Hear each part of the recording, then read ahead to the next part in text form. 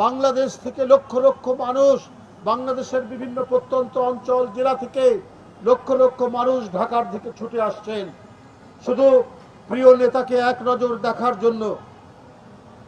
17 বছর নিজের দেশ, মাটি, মানুষের কাছ থেকে চক্রান্তমূলকভাবে তাকে বাধা দিয়ে আটকে রাখা হয়েছে। আজ তিনি আসছেন শুধু এক নজর দেখার জন্য। আজকে মানুষ সমাগম হচ্ছে ঢাকা শহরে।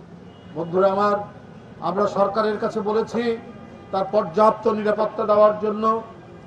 দলের পক্ষ থেকেও আমরা সবাই, প্রত্যেকটি নেতাকর্মী তার নিরাপত্তার জন্য আমরা সবাই কাজ চালিয়ে যাব। সরকার কথা দিয়েছেন তার নিরাপত্তা নিশ্চিত করবেন ইনশাল্লাহ। তিনি নেমেই তার মা, যিনি ভালোবাসায়, মায়ায়, মমতায় কোনোদিনও জোর করে লাল চোখ দেখিয়ে বাংলাদেশের মাটি থেকে যাকে পাঠানো যায়নি, তিনি আজ এক মরণাপন্ন ভয়ঙ্কর অসুস্থতার মধ্যে চিকিৎসাধীন রয়েছেন